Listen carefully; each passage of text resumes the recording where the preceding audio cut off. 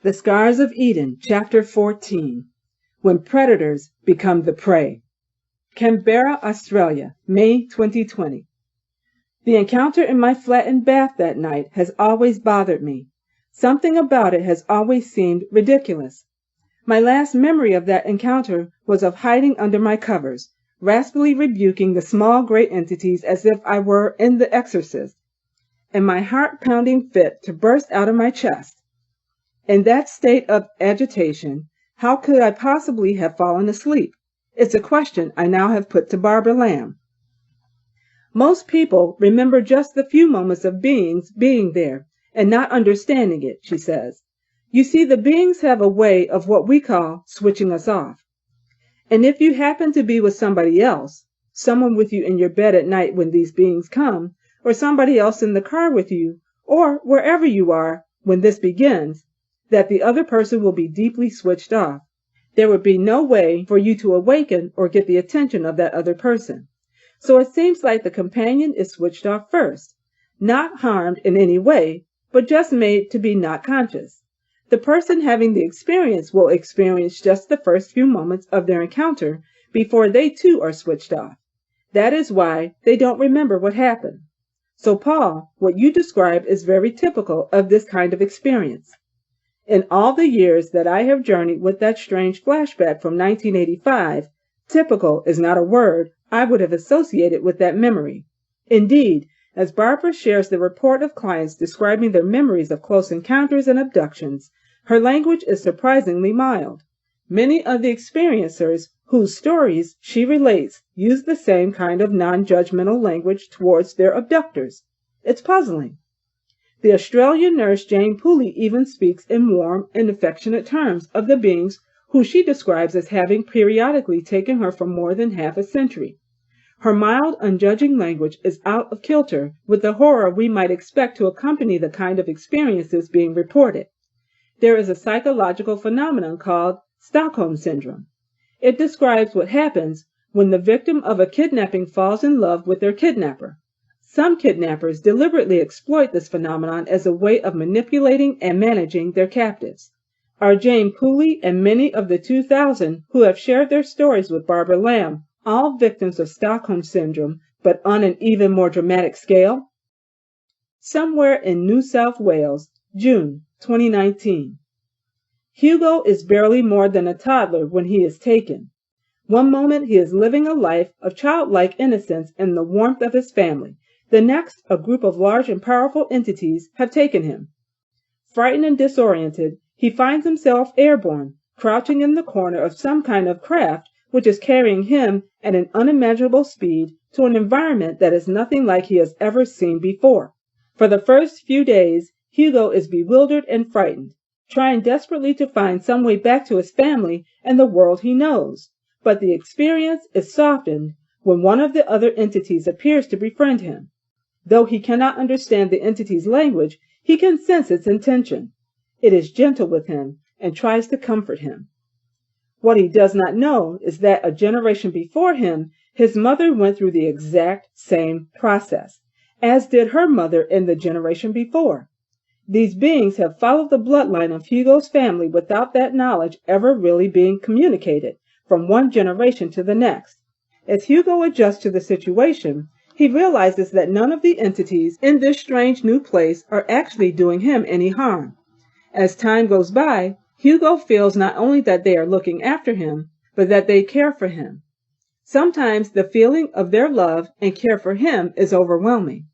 At some telepathic level, Hugo senses his captor's desire for him to be happy.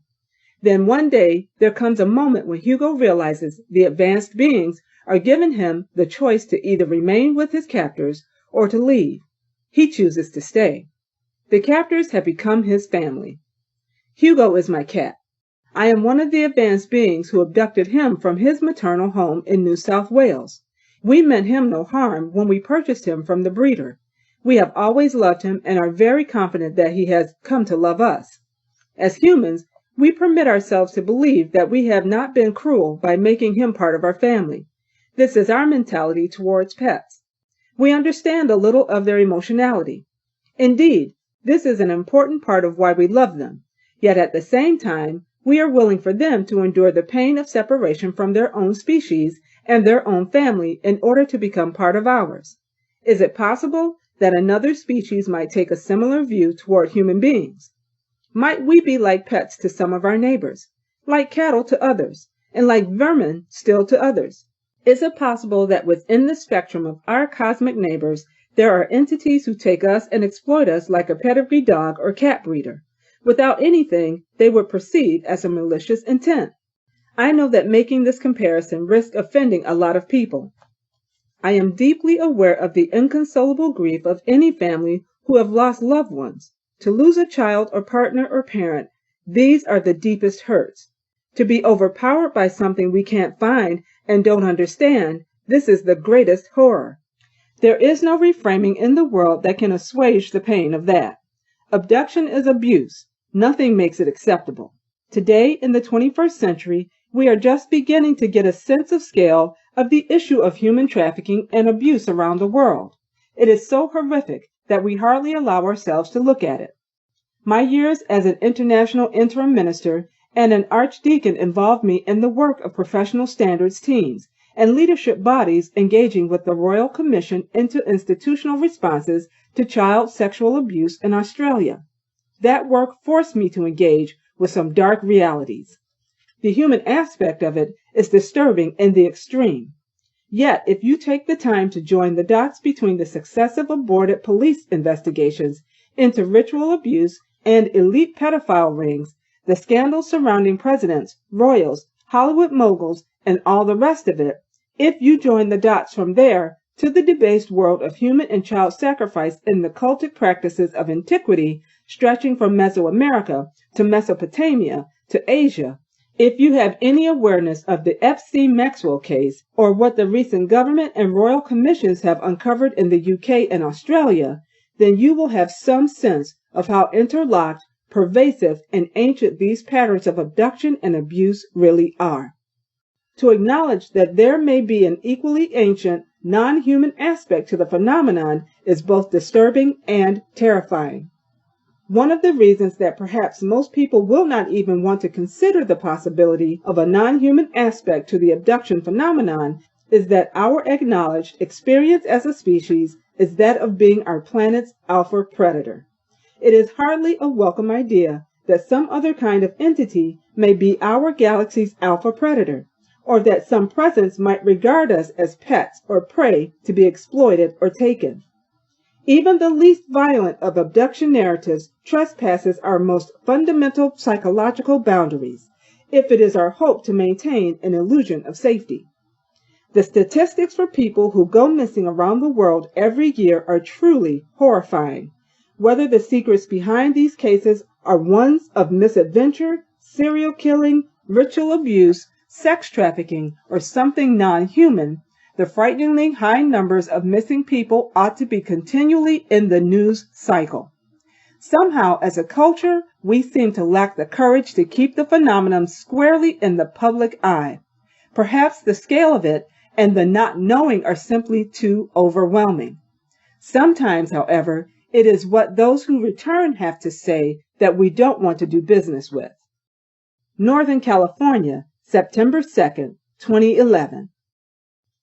John, not his real name, is camping with his parents and grandparents at Flowers Campground, one of their favorite spots near the McCloud River. It's a favorite fly fishing area on Mount Shasta. It is 6 p.m. and time for dinner when John's parents realize their boy is missing. He was literally there 1 minute and gone the next. John's father immediately calls the police and officers from the United States Forest Service. The local volunteer fire brigade has officers there within 45 minutes, and soon more than 100 paid and unpaid search and rescue people are at the site, all looking for John. John's father is distraught and continues desperately searching until after 5 hours he collapses in an exhausted heap and has to be carried back to the camp.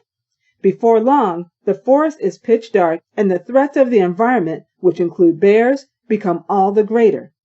The prospects of survival for a 3-year-old child alone in a California forest overnight are not good. Shortly before 1 a.m., The cold, wet nose of a Dutch shepherd dog nuzzles a small, frightened boy sheltering under a bush. The dog's name is Tom, and he is a canine officer with the Siskiyou County Sheriff's Office. The bush where Tom has found John is right next to the trail, and it's a trail that has been searched now for nearly 7 hours. Yet there is John, unhurt, but frightened and dazed when they rouse him. After a check at the local hospital, John's mom and dad take him home in a state of exhaustion and unimaginable relief.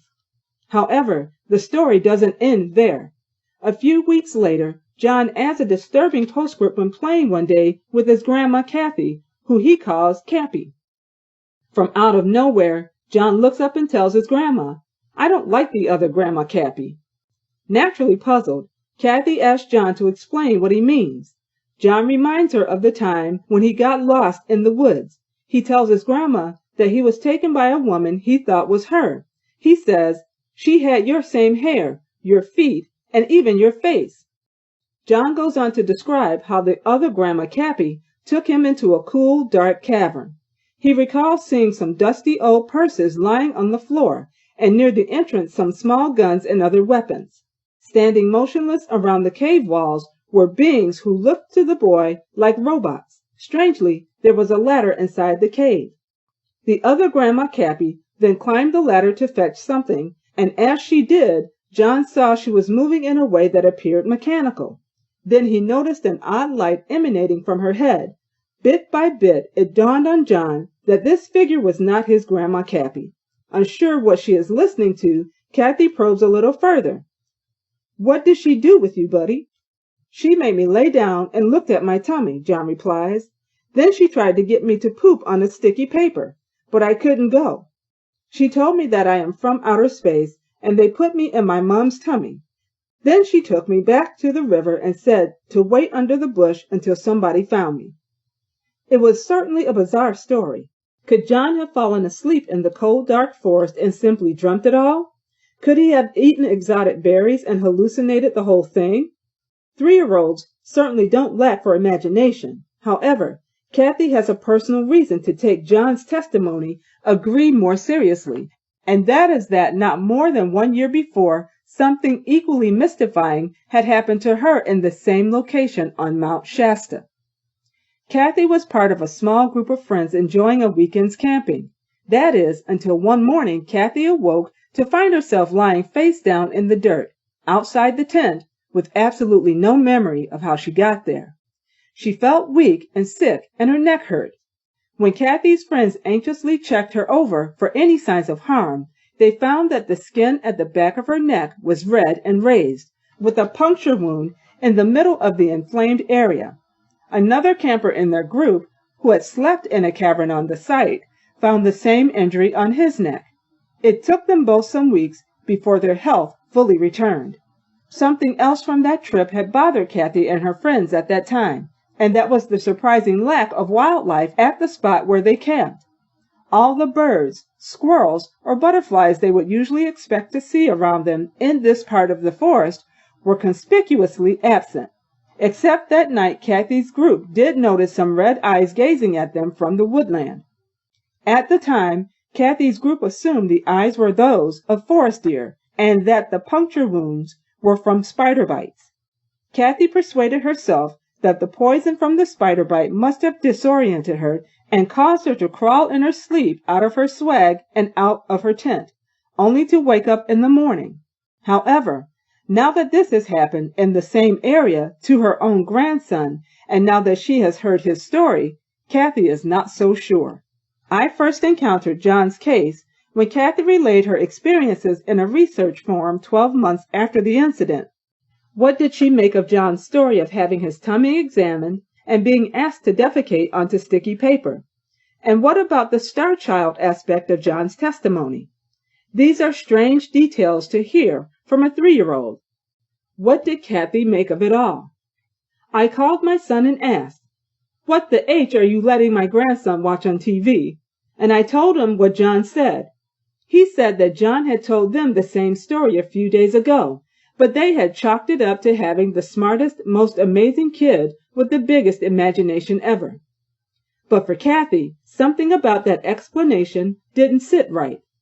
John was now having nightmares, not about getting lost, but about extraterrestrials.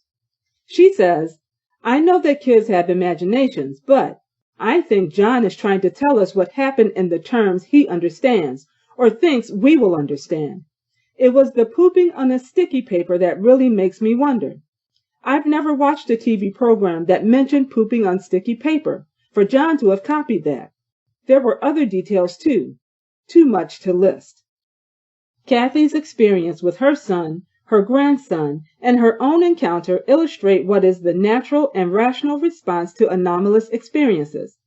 Why we try and explain them in familiar and conventional terms: nightmares, hallucinations, childish fantasy, wildlife, spider bites, toxic reactions, etc.